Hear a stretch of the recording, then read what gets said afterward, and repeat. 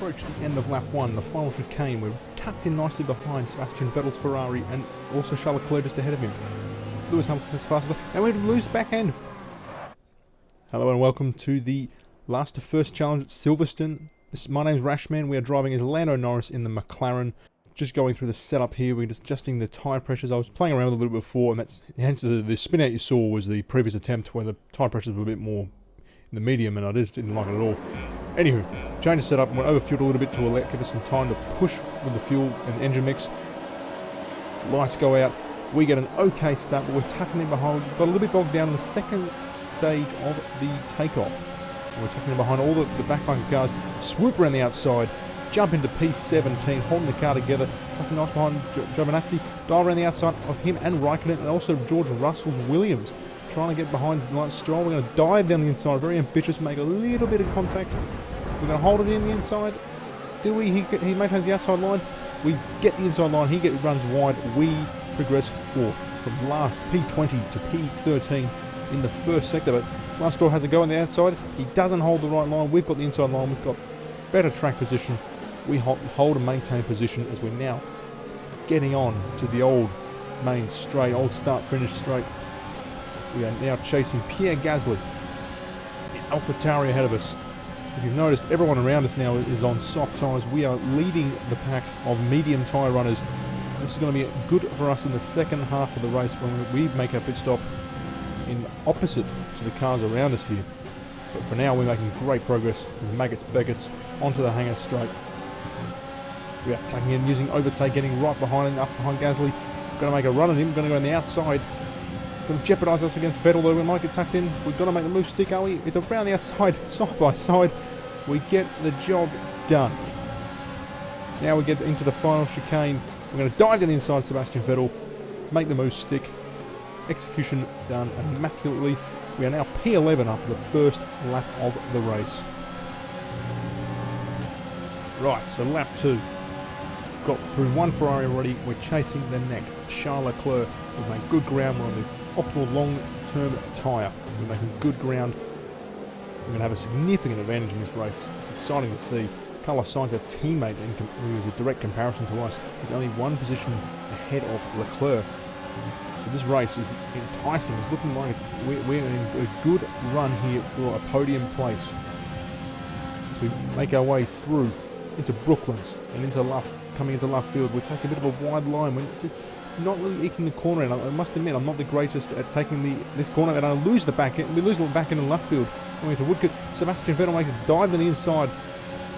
Now he turns to the outside. We're going to make a move on the inside using overtake. We dive down cops. We hold the line.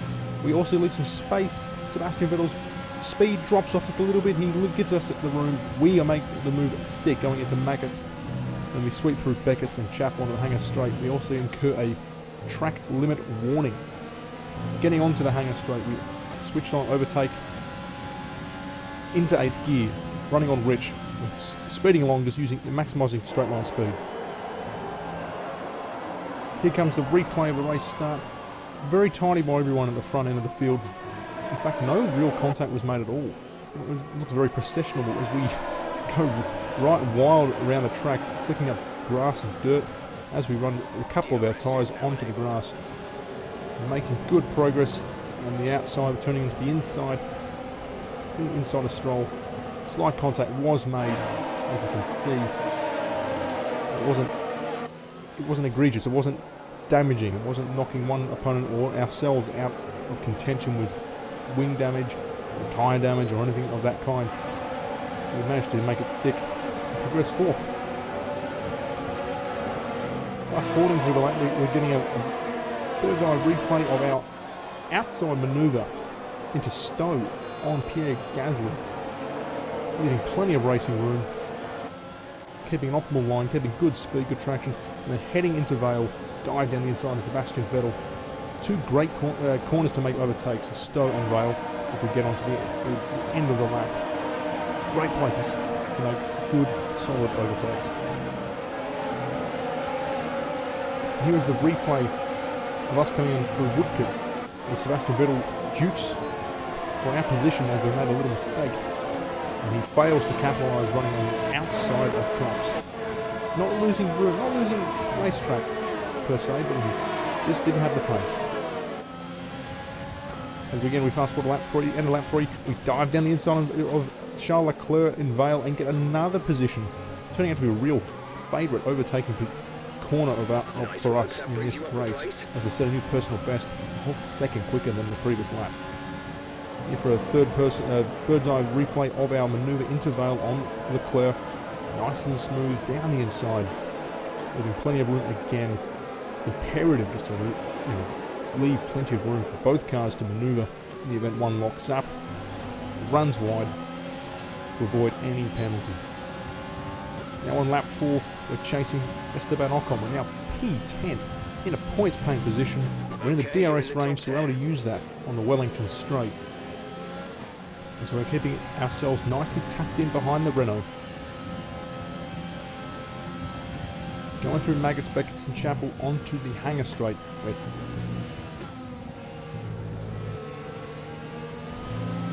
just behind 4/10.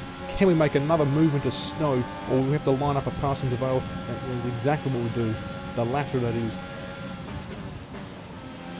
We just maintain a nice smooth line, smooth exit, putting in an overtake, putting it into rich revs, dive down the inside again of Vale, and another place is made yet again in Vale. It really is a favourite in this race so far. The Vale corner on making solid overtakes. And here we have another replay of the slick overtake down the inside of the Renault, moving up continual positions. And you wouldn't have thought, given that we're on the medium tyre, the opposite tyre to the cars around us, would have this much pace, but we're maintaining a really solid performance here, which is boding well for the future of the race and our eventual position, whatever that may be.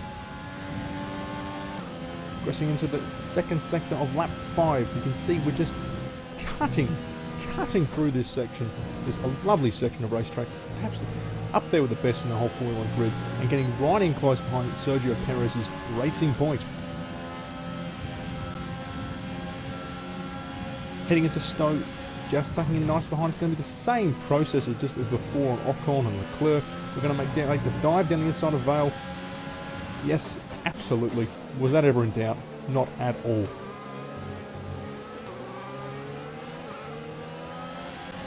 Crossing into lap 6, seeing again a new personal best, and just making it look so effortless. The car is behaving in such a fashionable way. We're able to navigate our way through theoretically quicker cars with their soft tyres onto our medium. You would have thought they'd be punching ahead of us, but surprisingly, we are keeping up the pace and making solid ground as we watch again the replay of another manoeuvre at the Vale corner. Lap 6, we're setting what looks to be our best, what will be our best lap for the beginning of the race. In the second sector, we match our previous best, and whilst we're on board, we can see Daniel Kvyat duking it out with Carlos Sainz, our teammate. And Sainz making the manoeuvre almost. We're running into Vale, into Club. They're side by side as they go across the straight, the start-finish straight, that is. And Kvyat lost out a little bit. His exit out of Club was a little bit scruffy. We're now heading through Abbey and into Arena. We're going to make a dive down the inside, a massive lunge. I think we make a little bit of contact, but we've kept the car on the black stuff. Just trying to find our footing through this tricky segment of corners and tuck in behind our teammate. We check for damage. No issues with tyre wear for now. Keep taking care of them. No damage. We press on. We've got another position. We're P7 ahead of the AlphaTauri, chasing our teammate. And can we continue this form so far? We're looking so dominant, perhaps. Having started 20th on the opposite tyre, we are looking very handy for a solid result today. Maybe the win. Let's just wait and see.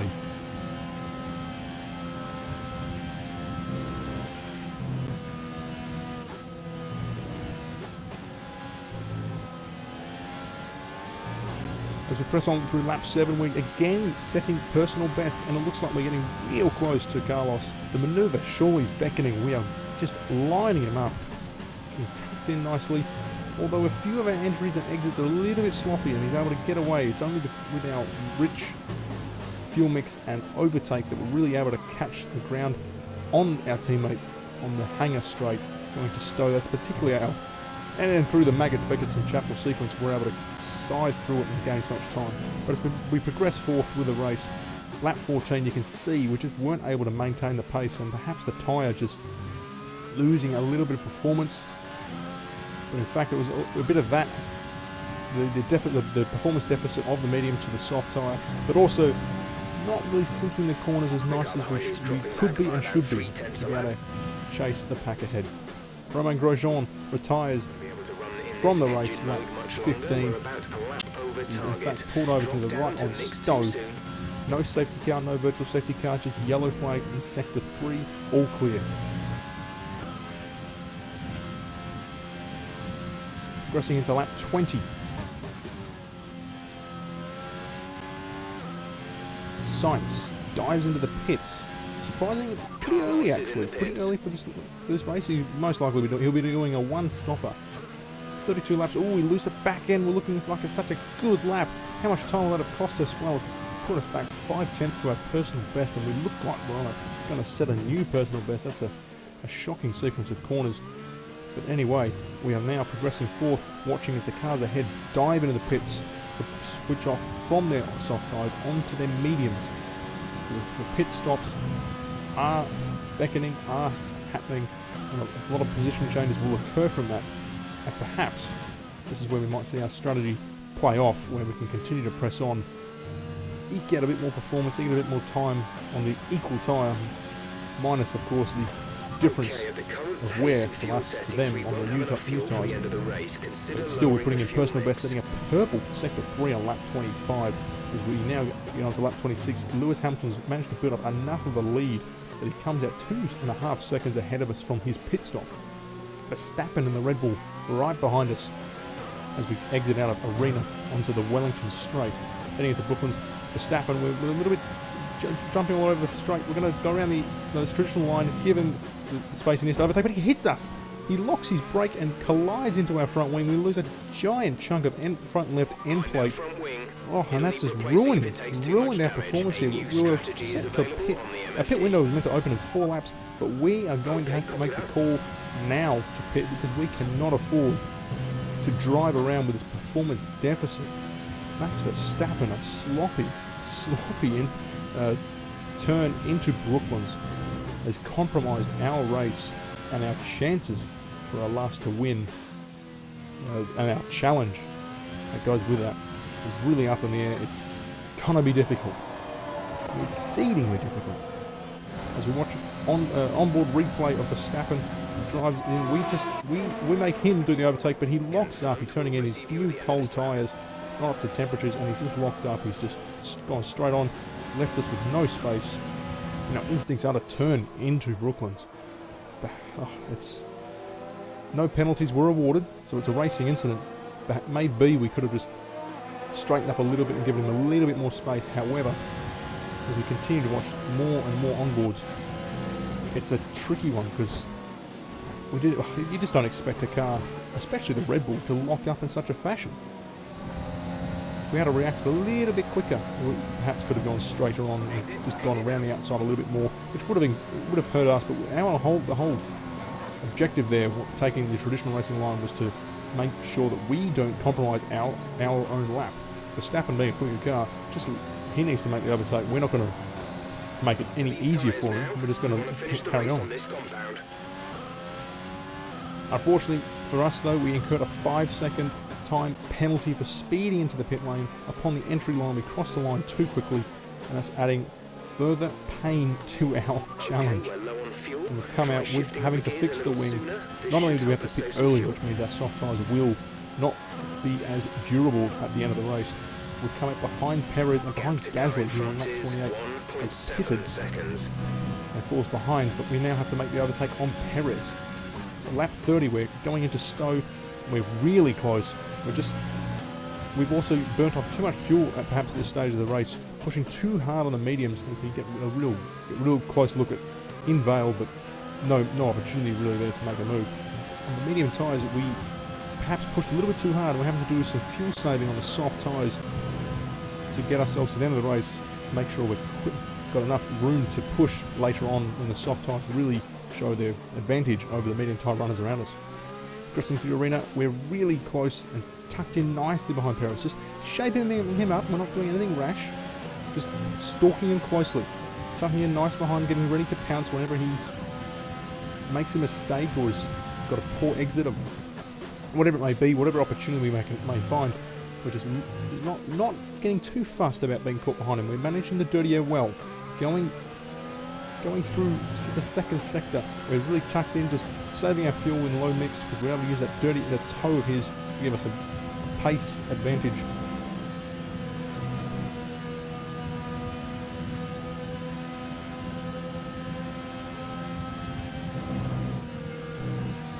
Slicing through Maggots, Beckett and Chapel, not losing too much time, getting onto the hanger straight, overtake, DRS, Rich, we're going for it. We're going to Stowe, we're going to dive in inside, it's going to be an ambitious move.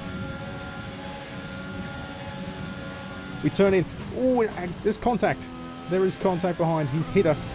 We haven't incurred too much damage, we've got a warning. Perez is out of the race.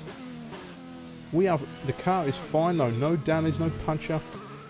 We're going to watch a replay of this. Was that too ambitious?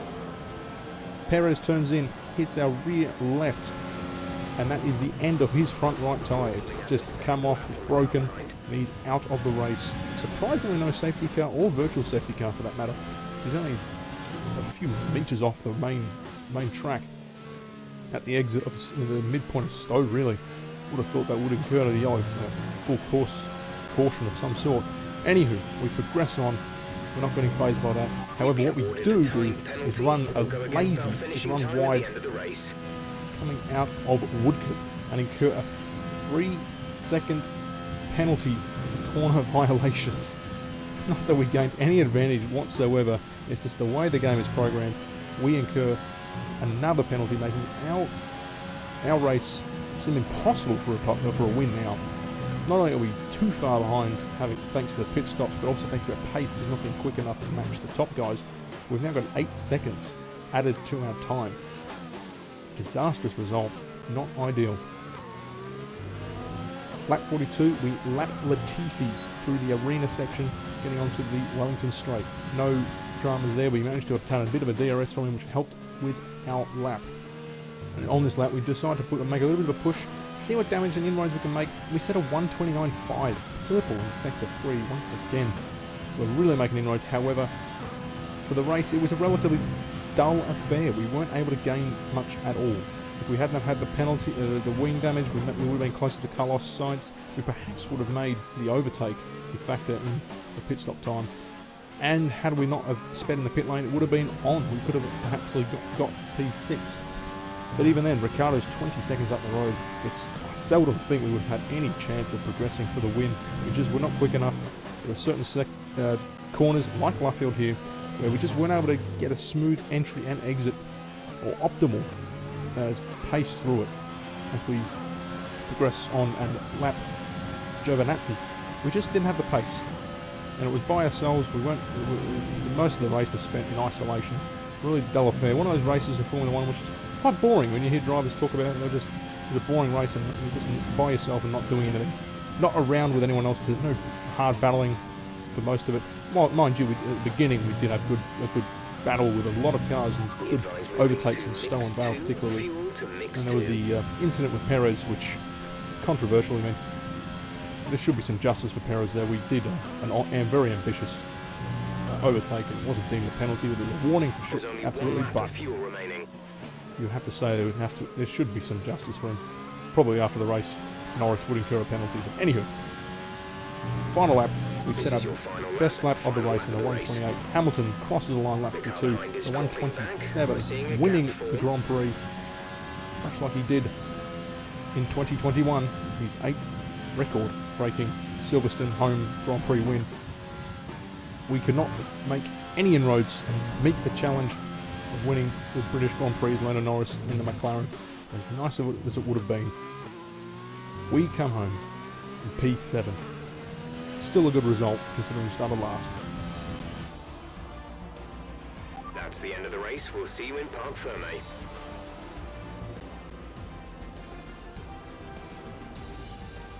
And to boot, we have driver of the day.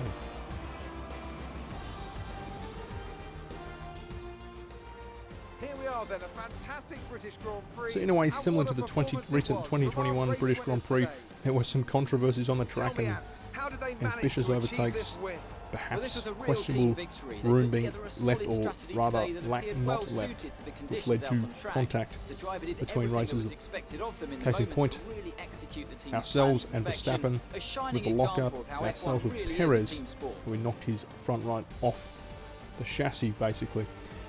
We almost a very small, some small comparisons perhaps we made to the incident between these two, Verstappen and Hamilton. Very controversial affair, and the debate will rage on forever for a long time. But anywho, it was a good race. As I said, it was kind of boring. There was almost elements of boringness to it. Just cruising through, nothing really going on for a large portion of the race. No cars around us. Let's focus on the driver of the day. Anthony Davidson. Still, we brought home a solid result. It's got to be Lando Norris, hasn't it? P7 Smooth, from confident P20, and assured. that's for sure. I've got no doubt that he and his team are going to be over the moon with his performance today. 2020 car. In a few weeks we have the Hungarian Grand Prix. Thanks to everyone who joined us. I will endeavour to, because I've never really driven the Mercedes in F1 2020, I will endeavour to drive as the Mercedes and actually use one of the better cars to try and obtain last to win, giving myself a good chance of that, because at the last of the three challenges I've done so far with the French and Austrian Grand Prix, it was only in Austria where driving as Verstappen, the second best car 2020, the Red Bull, did we have a realistic chance of winning. So come Hungary, we'll do this challenge again, and well, the expectation is that driving as Lewis Hamilton's Mercedes, we will win, but we shall see. For the time being, enjoy these highlights, the short compilation highlights of this race, and I will see you in the next video. Thanks for watching. Take care.